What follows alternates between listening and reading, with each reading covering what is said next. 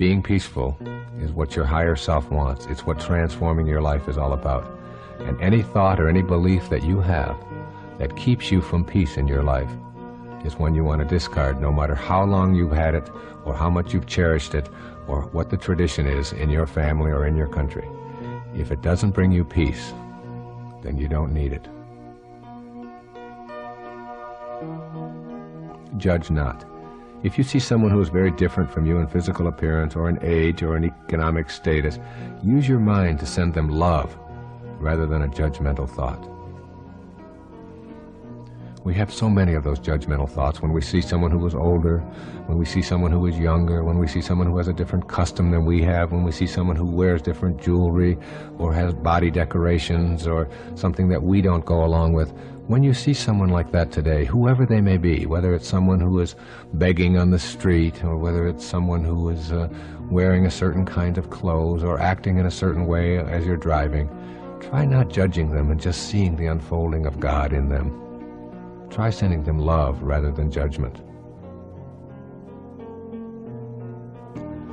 Begin to change the vocabulary you use to describe yourself and your expectations. Instead of saying maybe, if I'm lucky, or perhaps, and one never knows, use words and phrases such as absolutely, certainly, and I know I can. When you use these kinds of words that reflect an absence of doubt, you're going to begin to conduct your life in the very same way. Watch out for those things that sort of communicate to others and to yourself that you don't really have within you the capacity to manifest what you want for yourself in your life. You cannot have a better past, so abandon that idea right now. You did what you knew how to do given the circumstances of your life. Instead of indulging in regrets, let your thoughts remain on love and let your actions stem from that love. The past is over, and you did what you knew how to do, and you no longer are that person. So don't fill yourself with blame and angst about what you might have done in the past. Learn from it and know that you are a new soul today. Learn from it and know that you are a new human being today. Let go of all the beliefs that convince you of your inadequacies and shortcomings. Clean out that closet of worn-out loyalties to what you can and cannot do. Just open yourself up right now in this moment. Just be.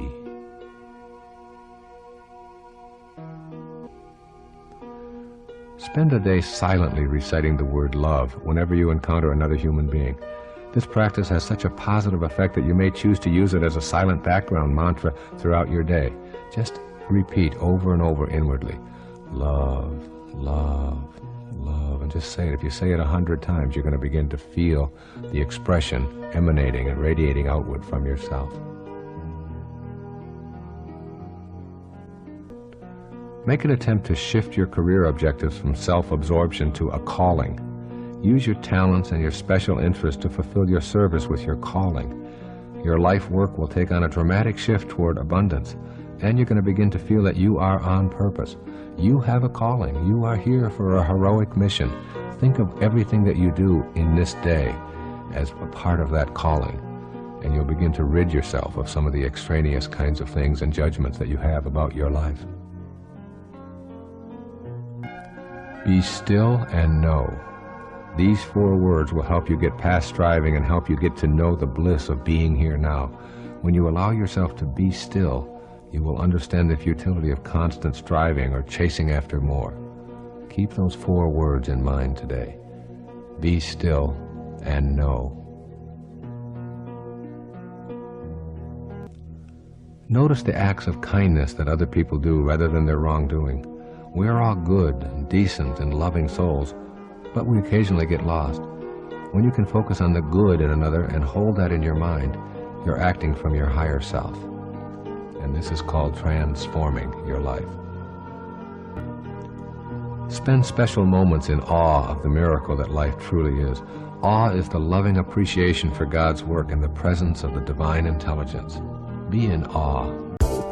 If you don't believe what goes around comes around, the next time you see somebody down, just smile at them. Just say hello and be friendly toward them. And you'll see that what you send out is what comes back.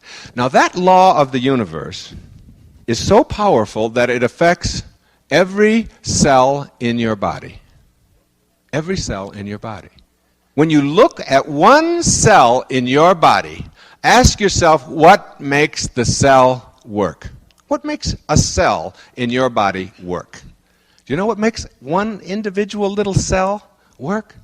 Harmony and cooperation. That's how cells work. An individual cell. If what's inside that cell, the electrons, the neutrons, and the protons, and all that physics stuff that's inside one, if any of them get out of whack and start not cooperating or not working in harmony, what happens to the cells around it? They're affected in some way, aren't they? When one individual cell is affected in a negative way, that is, when it loses its harmony, when it loses its cooperation, then it affects negatively those cells around it. And that's the disease, all right? And that spreads to another cell and to another cell. And before long, the harmony within you is, physiologically, is destroyed.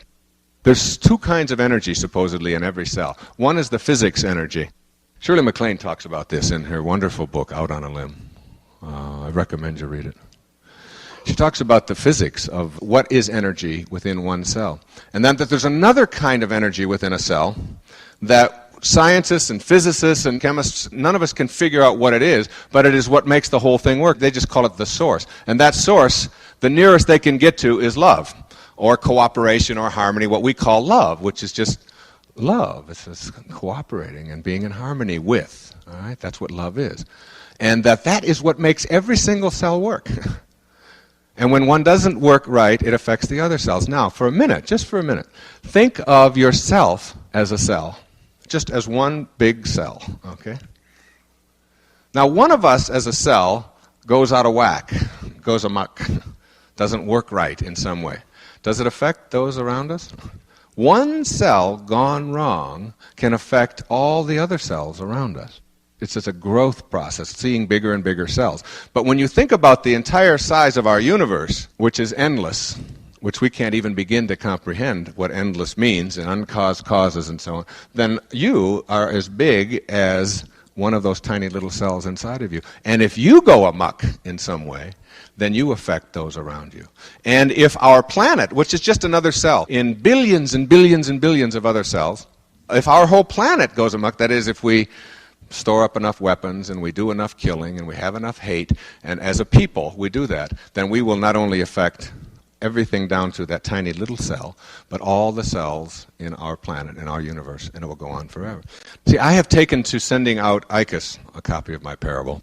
I send these books out to all influential people in the world in every field. Just the last 2 weeks, I think our mailing lists have totaled over 4,000 at my own expense, just signing them and sending them out to all the government leaders, all the medical leaders, all education leaders, all people in celebrity status, all people associated with different religions and so on. I'm just sending them out. All right? Now, many times when you send things out in the mail to a large mailing list, you get some back. Karma. Understanding how our universe works. In every single obstacle that you run into in your life, there's an opportunity. Every obstacle you have is a hidden opportunity. And seeing it, rather than as something to complain about or call your lawyer about or get upset about or anything in between, you see there is an opportunity in every setback you have in life, including everything you're suffering from right now. Everything, whatever it may be. There's an opportunity in it. Look for the opportunity. Look for the fulfillment, the potential for finding out what you're made out of, rather than for finding out how well you can say, see, I told you things weren't going to work out for me. So in sending out these books, I'll get 100 back. You send out 4,000, you get 100 back. That's a good day. Okay? Only 100 came back.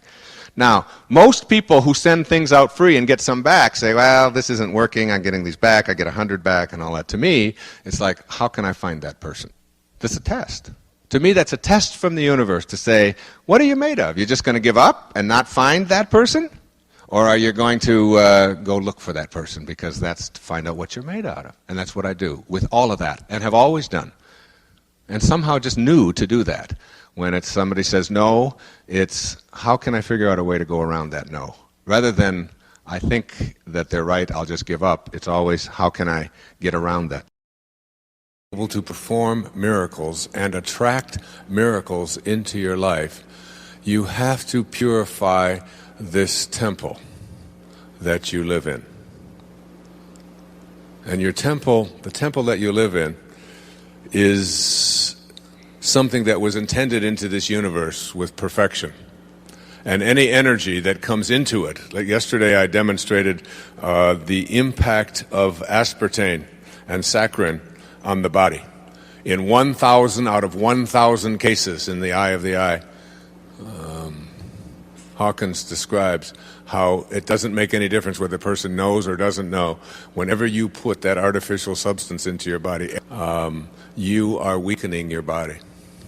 And letting go of addictions and letting go of the belief that these are things that have more power over you than you have to let go of them is one of the energy levels below that calibrates below 200. It isn't spirituality in this presentation here today is not about what church you attend and what scriptures you read. It's about how you stay connected to the perfection from which you were intended in the very first place. And I'd like you to really understand that. And when you do, you'll understand that anything that you do that is self-defeating to this temple, as the Sufis used to say, if you don't have a temple in your heart, you'll never find your heart in a temple. And it's about having a temple in your heart. It's about staying connected. And when you do, exercise becomes a regular part of your life. It's a spiritual experience. The foods that you eat become a spiritual experience. The music that you listen to becomes a spiritual experience.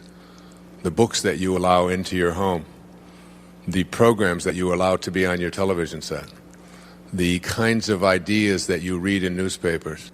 So it's this force and counterforce thing. Now, as individuals, we understand when the World Trade Center was hit, our first impact, our first inclination was to be kind.